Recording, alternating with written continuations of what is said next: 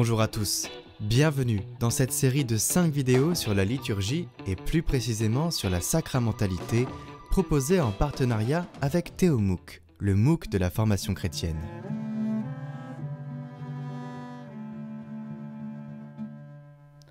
Au cœur de la galaxie sacramentaire, nous avons un noyau triptyque appelé les sacrements de l'initiation.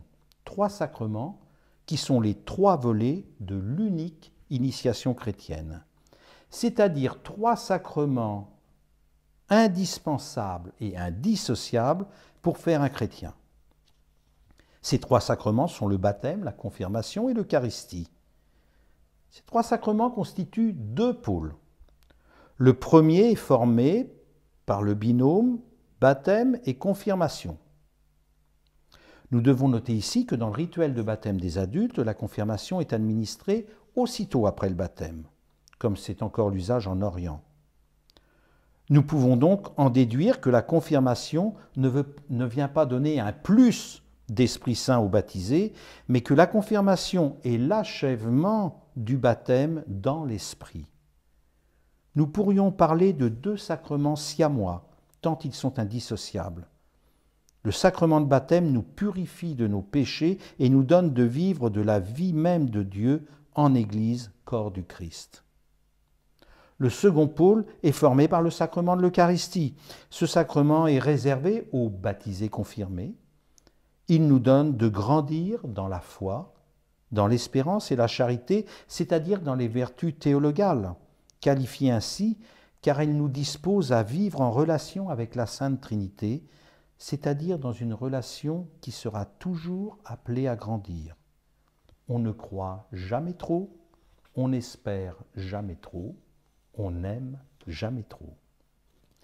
En outre, ce sacrement nous donne la force de vivre les vertus humaines, la force, la prudence, la justice et la tempérance, qui nous font progresser sur la voie de la sainteté. Ce noyau central est donc composé de 2 pôles. Le premier, baptême, confirmation, est administré une seule fois. Le second pôle eucharistique est celui auquel on revient sans cesse durant toute sa vie. Par conséquent, un chrétien est parfaitement chrétien lorsqu'il a reçu ces 3 sacrements. Cependant, il n'a de cesse que de le devenir davantage d'Eucharistie en Eucharistie. On pourrait donc dire que l'initiation chrétienne est une initiation paradoxale puisqu'elle est à la fois parfaite et toujours inachevée. Pour résumer ce noyau paradoxal, 3 sacrements, 2 pôles, une seule initiation. Autour de ces 3 sacrements qui constituent le cœur nucléaire du septénaire, nous trouvons 4 sacrements satellites répartis en 2 groupes. 2 sacrements que nous appellerons pour la vie de l'Église.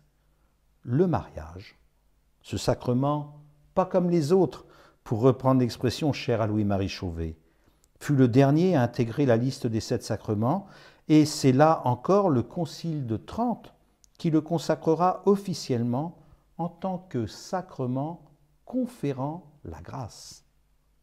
Pourtant, si on regarde les Écritures, le mariage fut institué par Dieu lui-même dès la création du monde, et cette bénédiction demeurera après la faute originelle et la destruction du déluge, comme le dit magnifiquement la bénédiction nuptiale numéro 2 de notre rituel de mariage.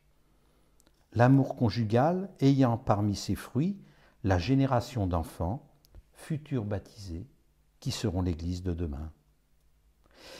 Il n'est pas anodin de remarquer ici qu'en 1570, au Concile de Trente, nous aurions eu tout lieu de penser que les pères du Concile auraient pu choisir comme 7e sacrement la profession religieuse. Il n'est que d'imaginer la puissance vitale de la vie religieuse dans l'Église d'Occident à la fin du XVIe siècle. L'Esprit Saint en avait choisi autrement, et c'est le mariage qui fut retenu au titre des sacrements.